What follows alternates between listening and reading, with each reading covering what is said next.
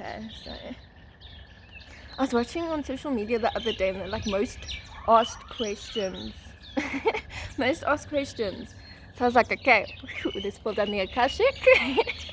What is the Akashic? Okay, so the Akashic I've been learning about since first diving deep into this new spiritual education.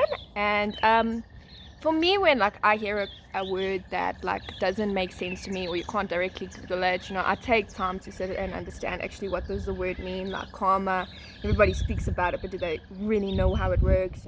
Akashic, everyone knows about it, but do they really know how it works? So basically, when I see the Akashic, it's like, the best way to explain it was like in a past life there was like libraries, right?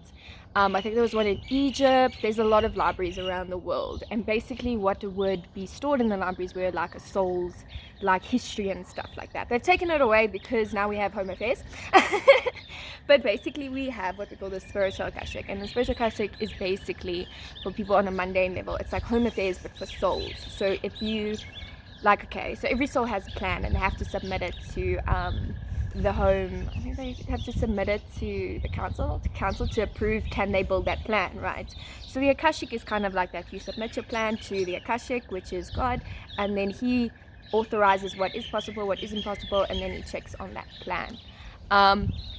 So yeah, that's like a simple way to explain the Akashic. But I said that everyone's Akashic, and being someone who can see the Akashic, like new wisdom, I said that the Akashic can change. And yes, Akashic does change. So it's like your Facebook. Let's say your Facebook is your Akashic, and if you change your relationship status, the Akashic gets updated.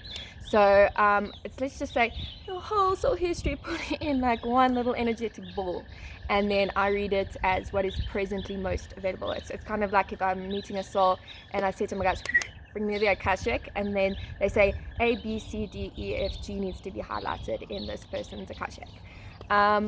So I believe that the Akashic is basically like the aura, and if you see like a something in someone's aura, or if you're thinking about something in someone's aura, that's usually what's in alignment with their Akashic. So for me, it's very intense reading the Akashic, because sometimes you read the Akashic and it's like, like it's on Facebook, some news, you're like, wow, that's so cool, and then the other day you read the Facebook and you're like, wow, shit. So yeah, I don't know, like it's beyond logic, and only people that are really have high spiritual gifts can unlock people's Akashic or read people's Akashic. Like God would say that he puts certain veils on people, and only when you're responsible enough to read that Akashic you will be able to read that part of someone's Akashic. Because certain Akashics, it's like the mind, you can't read certain parts of the mind until you're responsible enough to read that part of the mind, and it just would be too overwhelming. I would always say it like, because everybody's trying to figure out because it's like, okay, it's this invisible thing, how do we mentally construct and understand it if it's an invisible thing, and there's like certain techniques I use, or like things I use to help me mentally understand something like the Akashic. I would just say everyone has a book, right? And if you go and you can read someone's book, but you can't read someone's book overnight. You have to, okay, this is this person's story, this is this person's story. So some people only read the front of the book of the Akashic, so I think if you had to go into the Akashic, your Akashic is just the book of your name. So your name is the Akashic. And then you go into that, you can go into the soul history. It's basically like it's a very complex system. Okay.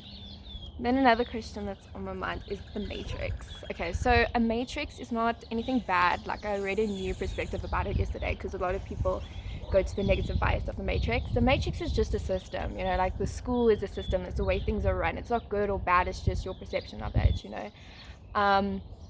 It's like nature has a matrix. A matrix is basically just how something is structured.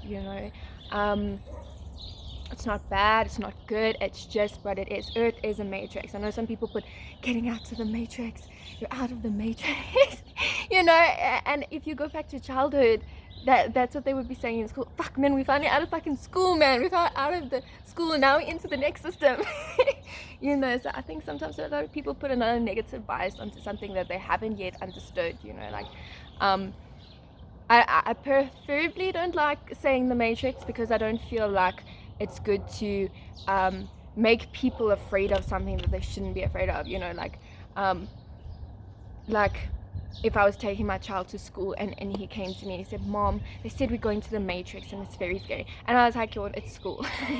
It's not the Matrix, it's school, okay? It's a system that is good. And for me, when you have a healthy structure, when you have a healthy routine, when you have a sense of, I know what I'm doing every day, it's very healthy for me. I've understood that, like, one of my requests to God has been like, I really need more routine. I need a structure. I need to know what I'm doing every day. Living in a constant flowy without any structure or like steps to do it's not healthy. So anyways, that's the questions on the collective's mind.